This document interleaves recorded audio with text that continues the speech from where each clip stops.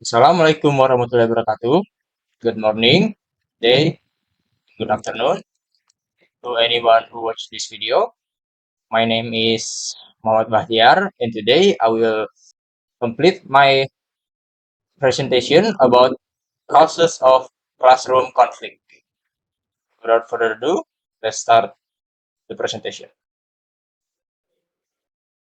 First and foremost, what is classroom conflict?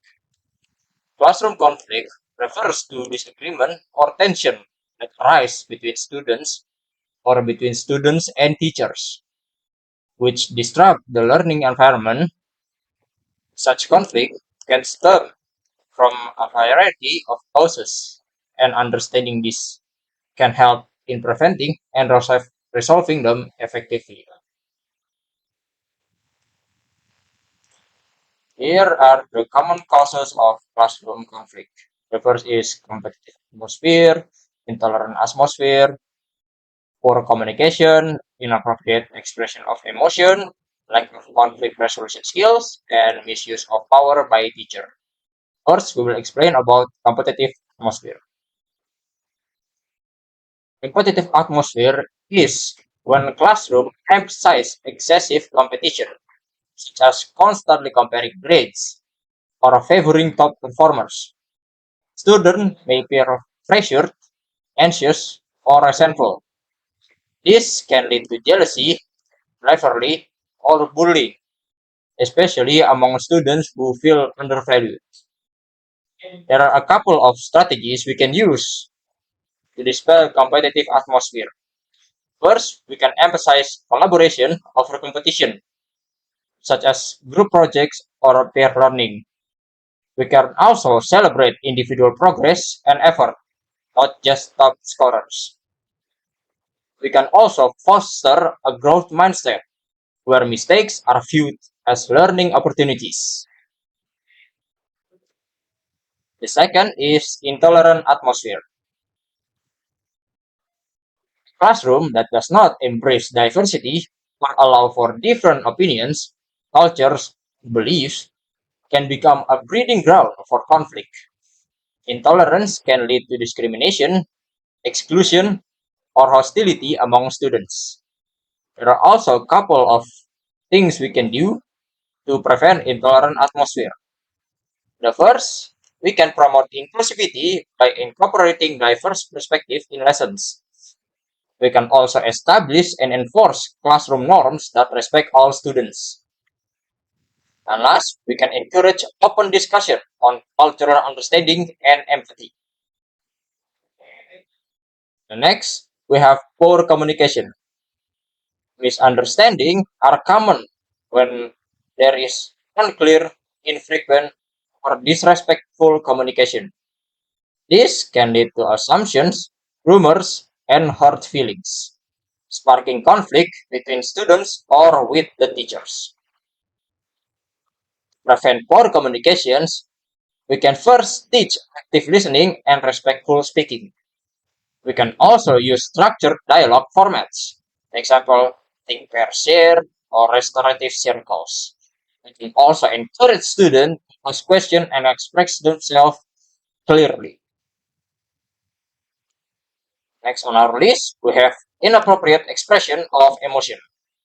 When students, or sometimes even teachers, do not know how to manage or express emotion like anger, frustration, or disappointment in a healthy way, outbursts or passive aggressive behaviors can create conflict in the classroom.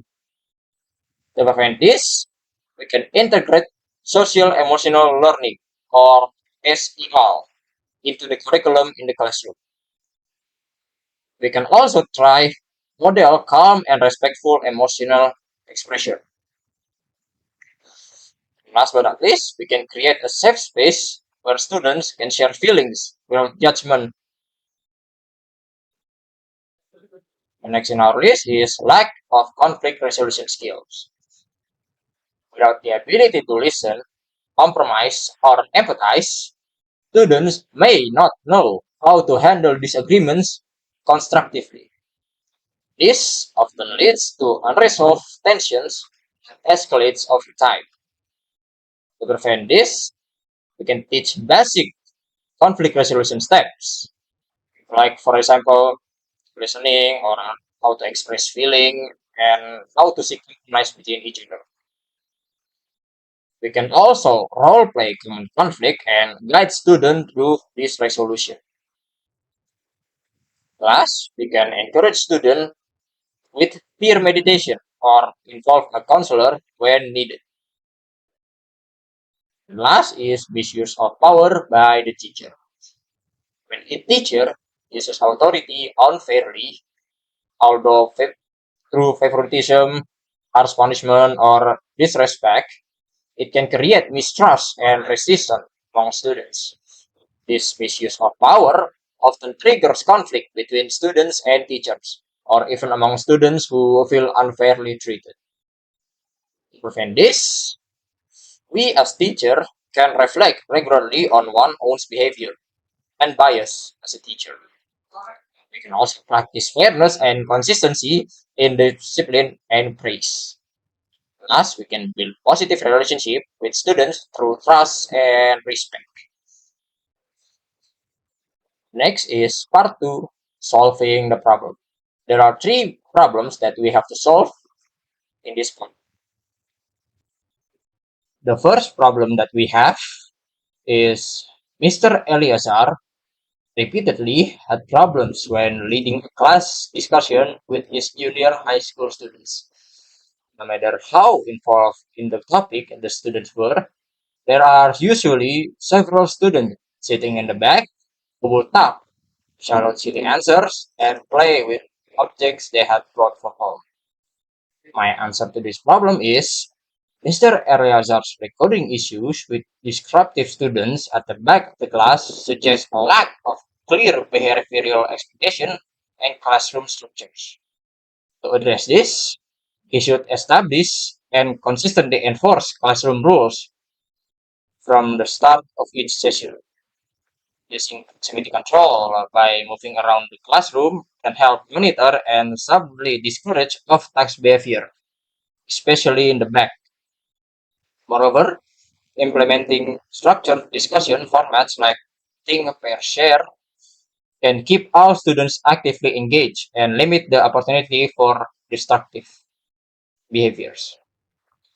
By positively and reinforcing students who demonstrate good participation and behavior, Mr. Eleazar can promote a culture of respect and attentiveness. Additionally, involving students in setting classroom norms can foster a sense of ownership and responsibility, thereby reducing the frequency of disruption. Our second problem is Stefano, one of the most provocative and disruptive students Miss Giandra had ever taught. Throughout class, he continuously talked to girls and these students sitting near him. He made inappropriate and sarcastic remarks in response to almost anything Miss Giandra said. When confronted by her, Stefano grinned charmingly and responded with exaggerated courtesy to the delight of the other students. My answer to this problem is Stefano's behavior in Miss Giandra's class reflects a student who is not only testing boundaries but seeking attention through charm and sarcasm. Confronting such behavior in front of the class often backfires, as it can fuel his desire for audience. Instead, Miss Giandra should use calm, assertive discipline and address inappropriate behavior privately, avoiding public confrontation that may escalate the situation.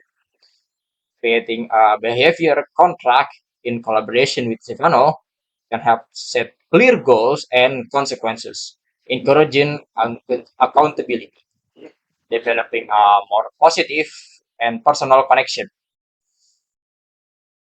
with Stefano outside of the class could also shift his view of authority and reduce his provocation. By assigning him classroom responsibilities or leadership roles, his influence can be channeled in a more constructive direction, benefiting both him and his peers. Our last problem is Miss Yeheskila was concerned about the frequent teasing that had begun in her class. It reached the point where there was constant bickering among the students. They became so angry, began yelling, shouting, and shoving one another during class. My answer to this problem is the environment in Miss Yeskila's class, marked by frequent teasing and escalating aggression, indicates a breakdown in social dynamics and emotional regulations among students. To restore a respectful and safe learning atmosphere, she should initiate regular classroom meetings to give students a platform on discussing their feelings, building empathy, and resolving interpersonal conflict.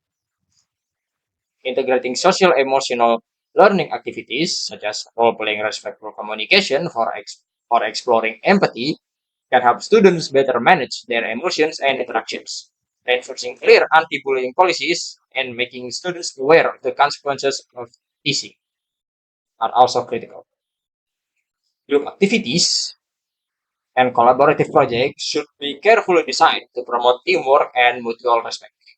Finally, increase adult monitoring during class activities and help de-escalate conflicts before they become physical or disruptive.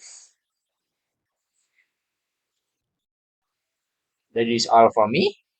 Thank you for your attention. Wassalamualaikum warahmatullahi wabarakatuh.